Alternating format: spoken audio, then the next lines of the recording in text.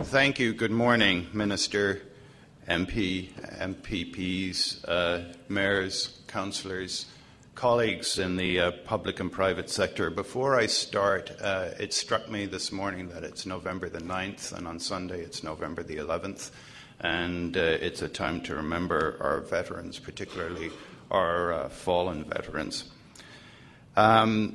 This is the third economic development event I've been at this week. The first one was the Ontario Chamber of Commerce Economic Summit in Niagara-on-the-Lake.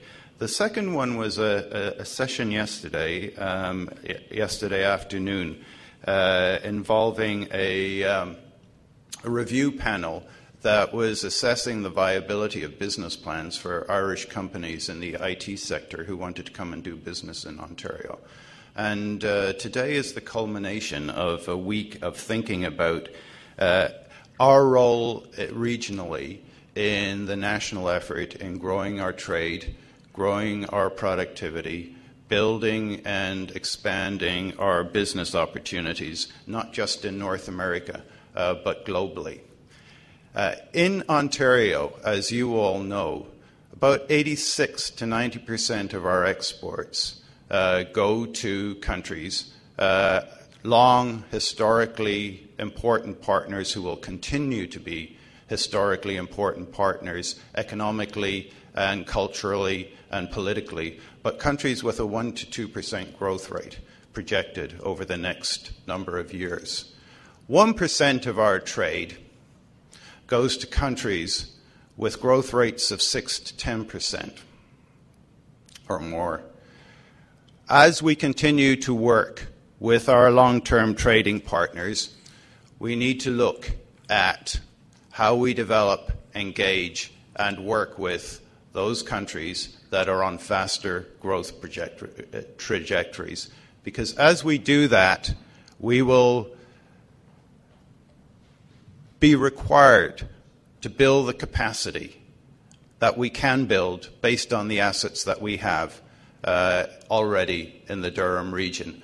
And the one thing about being at the Economic Summit earlier this week that struck me immeasurably, and the Regional Chair Anderson said it already in his remarks, we have a powerful set of assets here. We have a powerful set of assets that we're beginning to integrate, that we're beginning to aggregate, and that we can use not only to attract new business to the region, but also to grow and build our own businesses regionally.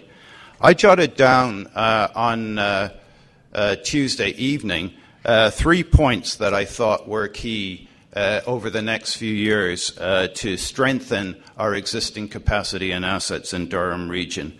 And they, my bright ideas actually turns out to have been borrowed from a whole bunch of other people who are doing similar thinking, which I realized over the course of the discussion at the Ontario Economic Summit. But it was essentially, and Roger Anderson has said this, we need to attract and retain businesses. But in attracting and retaining businesses and building businesses, we need to attract and retain skilled workers. You have, in Durham region, partners with Durham College, UOIT, and Trent University that are doing their darndest to educate and to build skilled workers, trained workers, and people who will stay in the region and help grow the region. And one of the reasons that they'll stay in the region is that there is a growing and deepening partnership between your educational institutions and businesses and the broader public service in the region, where we place an enormous number of students every year in work settings to give them practical work experience. That has two advantages. The first advantage is we graduate students collectively across our institutions. And between Durham College and UOIT, we have probably in the region of 20,000 full-time students, and Durham College has a ream more of part-time students. We graduate students with work experience. With work experience, they often get jobs in the places they've had placements. That's capacity building in a powerful sense. We serve the region and we attract to the region from across the GTA. So as we deal with our transportation assets here, we need to consider transit issues so that our students can continue to come in. We get about 45% of our students from the rest of the GTA other than Durham region. We need to innovate and we need to improve productivity. And we are doing that on an ongoing basis through research in an applied way, through product development in our companies, through new processes and procedures and management practices that are introduced by our talented workforce.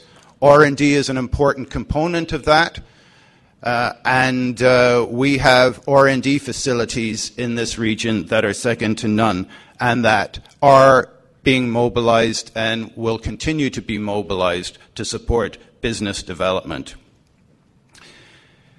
We also are a center of excellence in energy, and that is a strength that we bring that is of national significance as we deal in a global marketplace.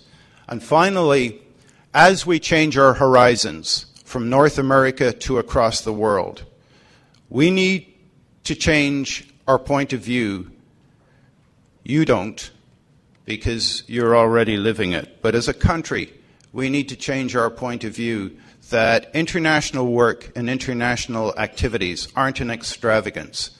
They're an essential part of how we preserve, build, add value to our manufacturing base, sell our skills and services, and export our technological know-how in energy, in aeronautics, in advanced manufacturing, in agri-food production, in all of the strengths that as a region we have.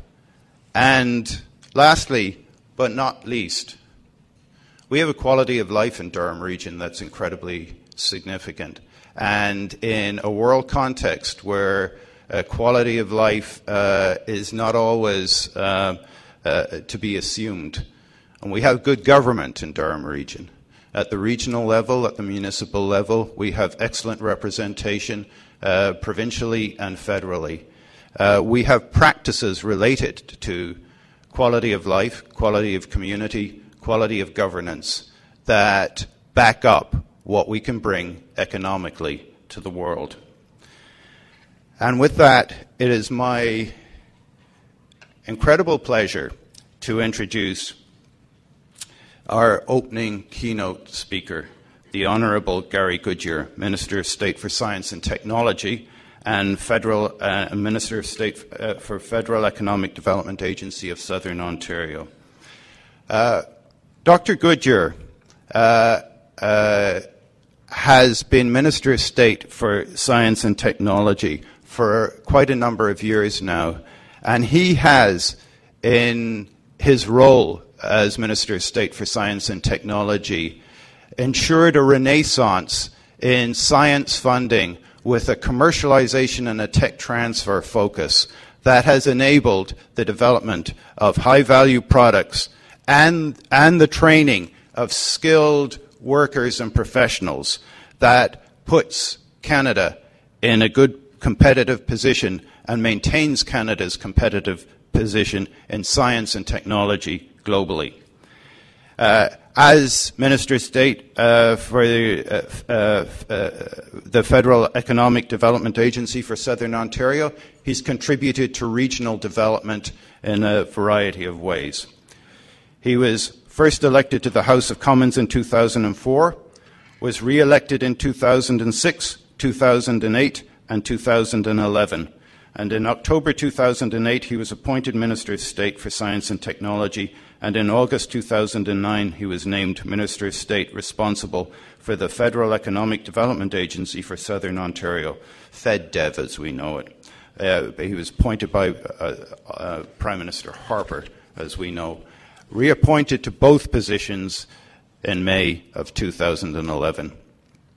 There's a more detailed biography in the Speaker's package, but it is my privilege to welcome Minister Goodyear. Thank you.